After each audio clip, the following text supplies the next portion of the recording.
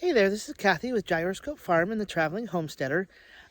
Today we're going to talk about something that's a little bit different but related to self-sufficiency like we've been talking about.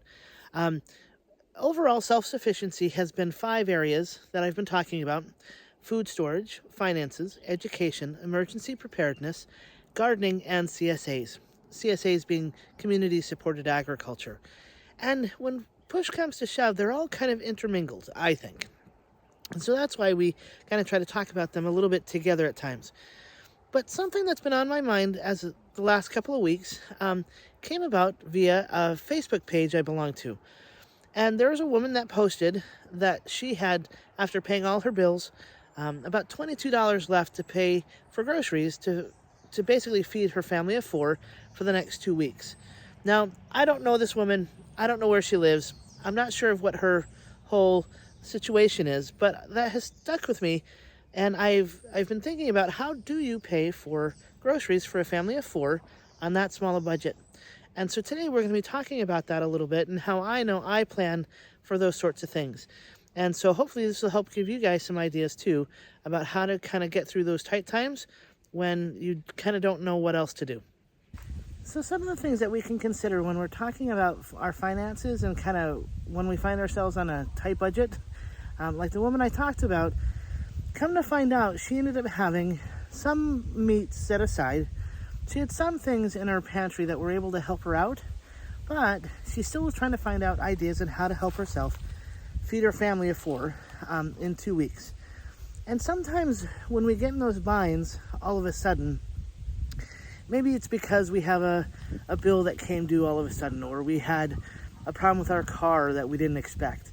Or sometimes we lost our job by accident. You know, we weren't expecting it. And what I found with this whole COVID thing is that a lot of people will suddenly find themselves without something. It could be a job, it could be without enough money, or it could be some food. But it just kind of came suddenly for a lot of people. So that's why being prepared helps you out. But on those off chances that you aren't prepared for the unexpected, it's also good to have friends, or at least know where to go to find the stuff you need. And so some of the things that I'm going to talk about today involve not just groceries, but finding things for heat, for like wood stoves, if you have a wood stove. Sometimes there are programs that will allow you to like have a month or 2 that you can kind of miss.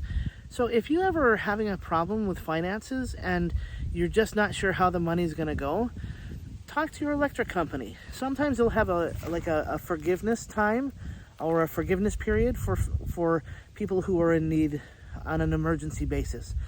You may want to look to your local food banks if there's a food bank near you. It's okay to not have enough food sometimes. But then also, there's other food organizations similar to food banks, but are slightly different, that end up working with local farmers for a small cost. So a small cost to the person participating. And those are gleaning programs. And at least the program that I used to belong to years ago ended up having a small monthly fee. I believe it was like $10 a month. But then there was a yearly fee of about $20 a year. And when you broke that down, the amount of money would end up being less than $12 a month. You were able to get hundreds of dollars of food for a very small amount of money. Part of the gleaning program that I kind of liked was that you were able to actually also go and work with local farmers and get produce for yourself that you could put up. I remember one year we ended up gleaning carrots, a whole ton of carrots. And we ended up being able to split it between just a few families, and to some of the people in the group that weren't able to come out due to medical reasons, we were able to give them some of the produce we got as well. So there's different opportunities for you to find different ways to get food on the table that may be a little unexpected. But it's October, and there are a lot of people putting up produce right now. I know we have apples that we've been working with.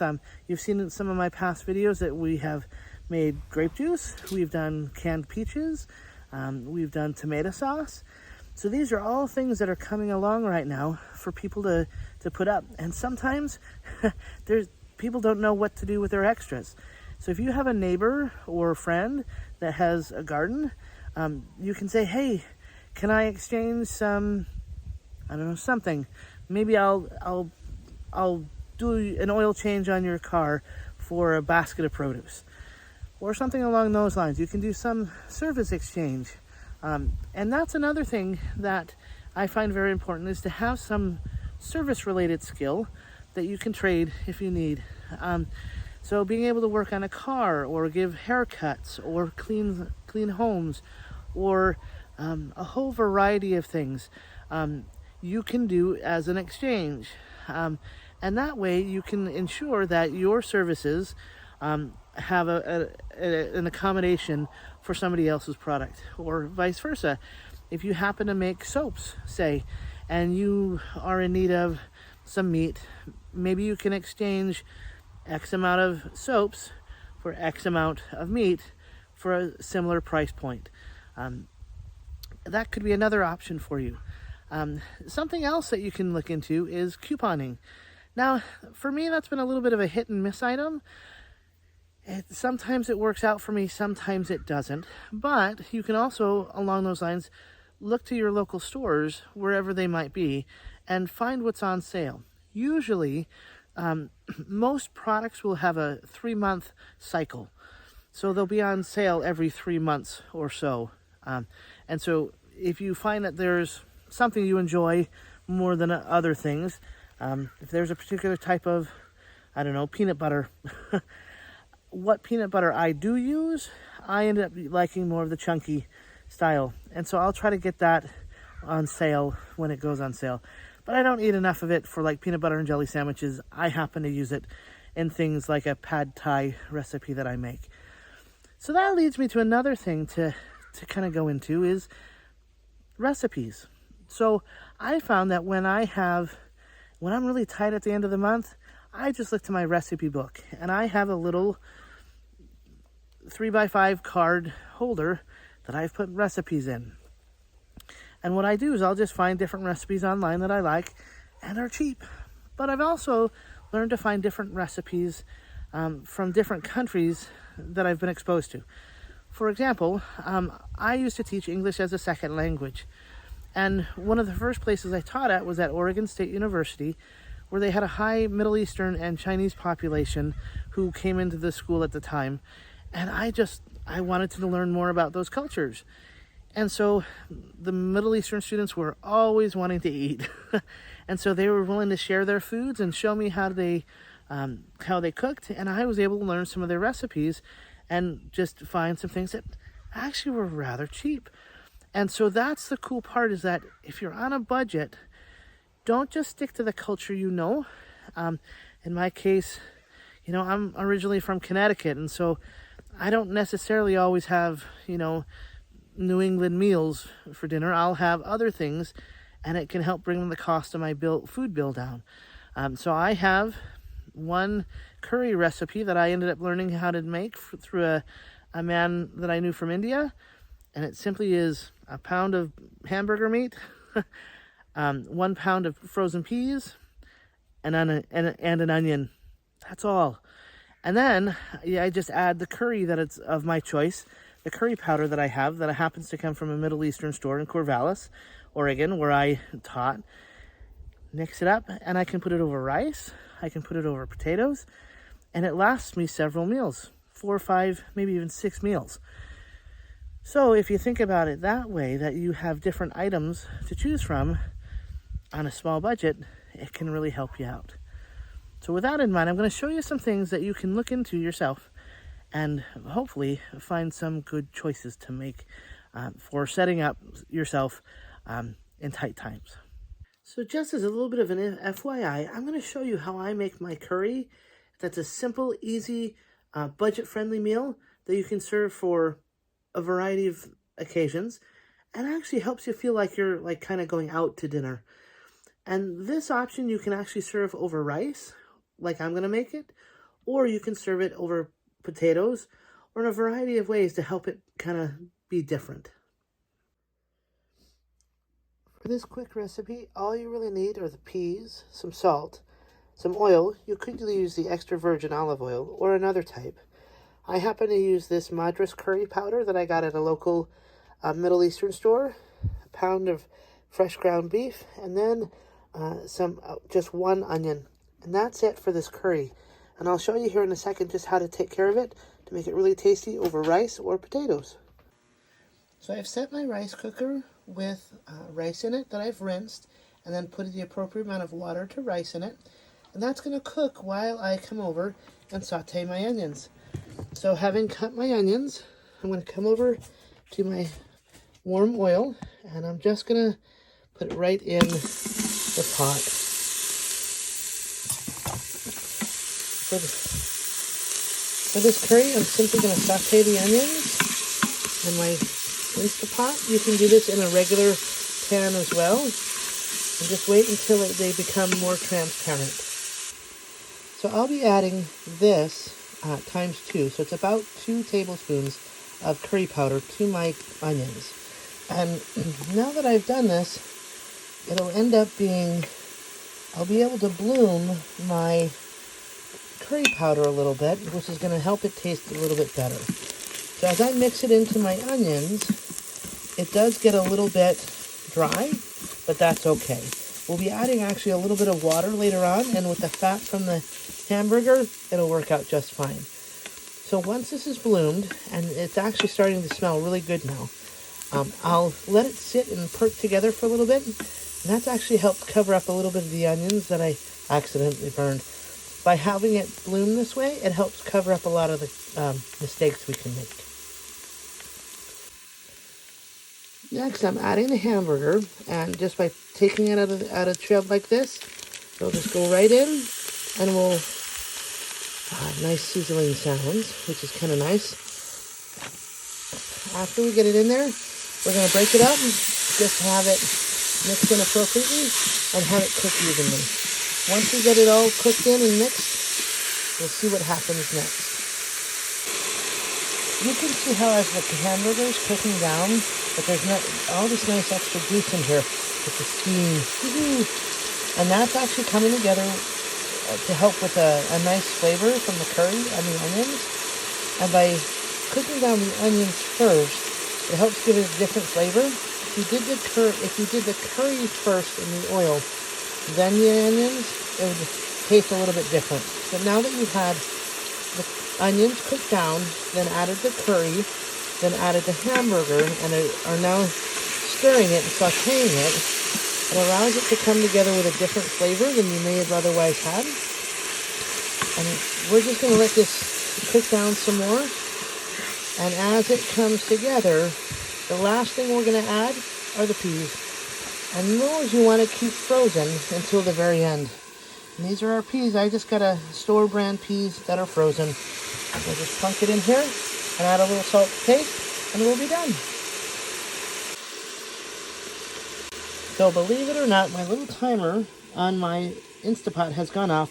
I'm going to have it go for one more time. I'm going to press it, actually the saute, one more time for another 20 minutes, although I probably won't use it all. You can see how the hamburger and the onions have all cooked down with it rather nicely, and you can see how some of the fat has rendered out of the meat, which is a good thing. And all I'm going to do now that it's all cooked up, I'm just going to add the peas. And by adding the peas, that's going to add a little bit more liquid, which is kind of nice to have over our rice that we actually have going on here too. So this is, I'm just going to mix in, and I'm going to then let it simmer out a little bit more, and I'm going to let it heat up. And the peas actually have a really nice texture in here, just shortly, not cooked very much extra. So I'm going to let them, you can see these big chunks that I'm going to let melt out, and then I'm going to let it kind of simmer and heat through. I'm going to put a lid on this for a couple minutes, and then I'm going to mix it up and make sure it's all mixed together and warmed through. Then I'm done. All I have to do is put it over my rice. Okay, I gotta tell you, this is really smelling good now. Now that it's all coming together and the peas have kind of settled out, there is some excess liquid. You can tell at the bottom. But I gotta tell you, the man who taught me how to make this was from India, and he said you need more gravy or more liquid down in the bottom. And so what I've done is I've just taken a little quarter pint of water, and I'm gonna add a little bit more at a time to help it kind of circulate and give it a little bit more liquid, or gravy as he called it, to help it kind of simmer out, because it is actually rather tasty having some of the sauce go into the rice. So I will add that along with a little bit of salt. I'll sprinkle in just a little bit of salt here, and then I'll add some more later for taste. This will help take the edge off the actual spice. I find if I don't have enough salt, the spice gets rather pasty in your mouth, and you don't actually get the full flavor of the curry. So I add some now, and then some a little bit later for taste as I like it. And I'm probably going to add a little bit more water to help with the gravy. As this has been cooking down, you can see how the water has added to the gravy, which is a bonus points. So now that this is all cooked up, I'm going to let it stay here warm while the rice finishes up. And then the next stop you'll see is how the rice and the curry come together and make an awfully good dinner. So here is our final product. This is the curry that I made over rice, and it's really kind of a great find. It's really nice and tasty and aromatic. And this is something so easy to make on a really small budget that you can actually make it for a fair amount of people for a fair amount of meals. So this is my handy dandy curry over rice. I'm really excited about it because it's just so simple and easy to make. Plus, it's so tasty. And once I have this at the end of the month, I actually feel like I'm kind of rich for being able to go what I call going out to dinner. Just to have a different taste than I normally have for meals. And just having it over rice makes it so good. And this is actually rather tasty. Sometimes I've made it in a way that it just is too pasty, like the curry. That's why I add the salt, to help it be a little bit more flavorful. The salt really adds some flavor, but sometimes if you don't want to have salt for whatever reason, and you don't want to add it to your diet, then don't add as much, or just don't add as much of the curry powder either. If you add too much and don't add the salt, it does taste a little bit mealy. So with that in mind, this is a simple, easy meal that you can make for 1 or even 4 people and still have some leftovers. So if you get the chance to look around for some different meals that are budget friendly, like this is, it'll help make your meals go a lot farther. And you can feel like you're kind of going out for something different. So with that in mind, another thing you might want to consider is looking for heat sources. I know where I live, there are some different opportunities for people to get wood. Now, I'll admit, in Oregon, we're rather fortunate. We're predominantly known as a timber state, and we have a big timber industry. And so a lot of people have the opportunity to use wood from mills that are local. Even though the mills that have kind of gone, there are a lot fewer mills than there have been. There are mills that will sell wood to people. Gotta kind of go around the loops a little bit, but if you have, and this is where making friends is a good thing. There's a woman that I work with that her husband, his job is working at one of the local timber mills in Springfield, Oregon, near where I live. And we've been able to work out a situation that it could help both of us.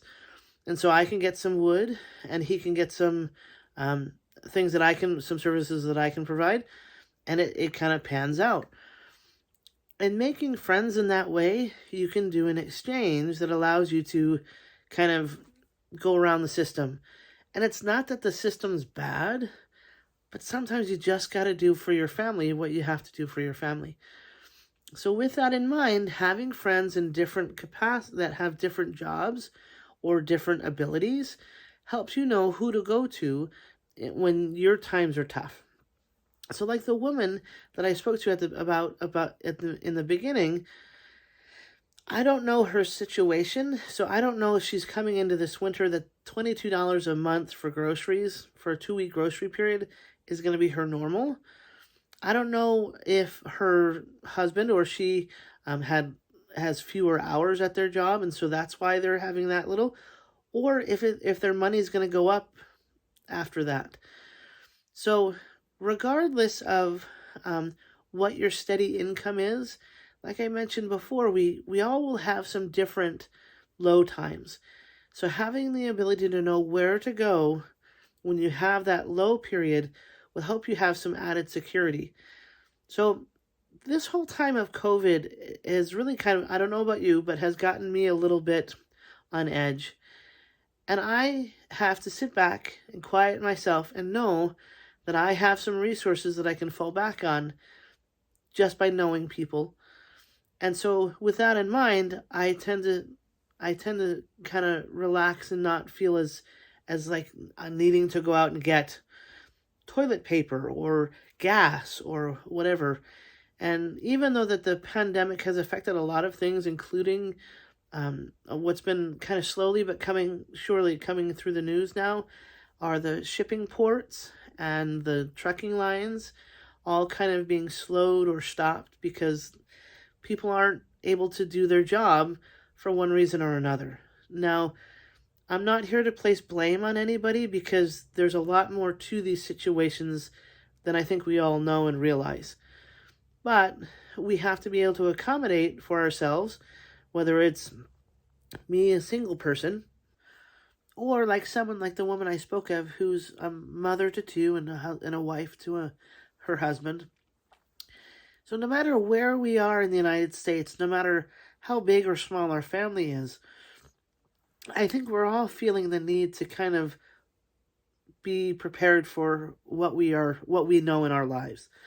And for someone in Florida, it might look different than someone like me in Oregon. Or, someone in the Midwest may have a little bit different setup than somebody in, I don't know, Arizona. So just realize that know your area and how you can best get what you need from your area. As I was driving around today, I was noticing all the filbert orchards or hazelnuts. Here in Oregon, we call them filberts, but in the rest of the world, they're called hazelnuts. And Oregon is the largest producer of hazelnuts in the world. And I thought, you know what? If I was really needing to use what was at hand, how could I use hazelnuts? Because that's what they're harvesting right now. And I thought, you could roast them, you can grind them down for flour, you could use them in desserts, you can use them in smoothies. So that's something that's really kind of going on right now. I thought, well, that could be used in a lot of different ways. But if somebody else lived in a place where they had, say, collard greens, like I keep hearing different things made out of collard greens, and if that's a southern staple that's like coming along, then think of the things that you can make with collard greens. You might gotta kind of get a little bit stale on it if you have too much of it, but that's why I suggest having some different things that you can make to just change things up for yourselves. So I hope this video has helped to show you some different things that you can make and do. One other thing I want to point out is another thing. What I can do is there's actually a company not that far from where I live. It's just in town, about a 10-15 minute drive, that they make cedar trellises. And they're really kind of cool trellises. But the cool thing is that if you go and ask the guy, he sells the ends. And he either sells them or will give them away depending on the time of the year. And I was able to get basically a 4x4 foot bag or cube of ends that he had made so many trellises that he had not only this one 4x4 foot bag, he had actually 4 or 5 of them sitting around that he said, I'll sell it to you for $20. I said, done. A year or two ago, I got one for free because I got it during the summer. because it's going into the winter, he knows he can get some money for it, and I paid it because it was a deal. Either way, it's a deal, and it helps me and my family stay warm. And even though they're just little various different odds and ends, they help start my fire rather easily because they're so dry. So that's something else to consider is, not only is food needed if for this time of year or any time of year, that if you have a heat source, energy prices are going to be a little bit, who knows, this winter. So if you have an opportunity to find another heat source, then that's a good thing, and being able to use that heat source appropriately. So with this in mind, I hope that you've gotten some different ideas on things that you can do during tight times and help become more self-reliant and find friends who can help you out when you need to, and maybe that you can help other people as well when they have a tight time. So if you like this video and others that we've made, click the subscribe button below and come check out gyroscopefarm.com. And thanks for checking into the Traveling Homesteader, and I hope to see you again next time.